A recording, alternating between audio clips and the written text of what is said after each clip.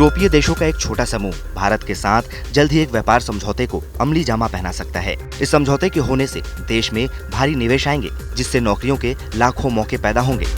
यूरोपीय free trade association यानी EFTA समूह में नॉर्वे, आइसलैंड, लिंक्टेनस्टीन और स्विट्जरलैंड शामिल है। ये देश अगले 15 साल के दौरान $100 अरब का निवेश करेंगे। इस रकम में भारत में 10 लाख नई नौकरियों के पैदा होने का अनुमान है। अभी इस समझौते को लेकर भारत और EFTA के बीच बातचीत का आखिरी दौर चल रहा है। समझौता होने के बाद मौजूदा और नए मैन्युफैक्चरिंग प्रोडक्ट्स में निवेश किया जाएगा।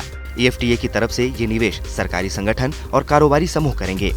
यूरोप के ये देश इस निवेश की मदद से दुनिया के सबसे बड़ी आबादी वाले देश में अपनी व्यापार पहुंच को आसान बनाकर बढ़ाएंगे। EFTA देशों में भारतीय प्रोफेशनल की आवाजाही को भी ये करार आसान बना देगा।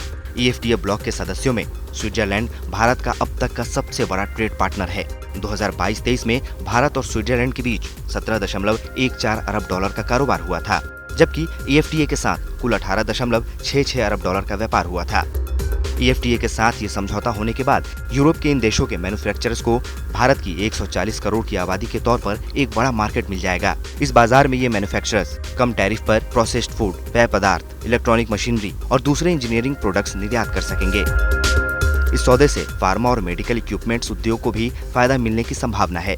भारत इसके अलावा भी कई देशों के निवेशकों को आकर्षित करने में कामयाब हो रहा है। इसकी मुख्य वजह है कि ज्यादातर देश सप्लाई चेन के डाइवर्सिफाई करने के लिए दूसरे मार्केट्स की तलाश कर रहे हैं। ऐसे में चीन के एक मजबूत विकल्प के तौर पर भारत उभर रहा है। वैसे भी जिस तरह से भारत लगातार तीसरे साल 7% से ज्यादा की दर से ग्रोथ करने के लिए तैयार है, उससे भी दुनिया भर के देशों को यहाँ पर निवेश करना फायदेमंद लग रहा है।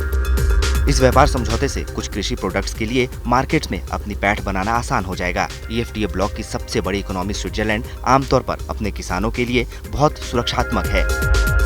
ऐसे में सभी एग्री प्रोडक्ट्स के लिए वहां पहुंच बनाना थोड़ा मुश्किल हो सकता है, लेकिन चावल जैसे उत्पादों का वहां पर भी मार्केट आसानी से मिल सकता है, क्योंकि स्विट्जरलैंड केवल मामूली मात्रा में ही चावल का उत्पादन करता है।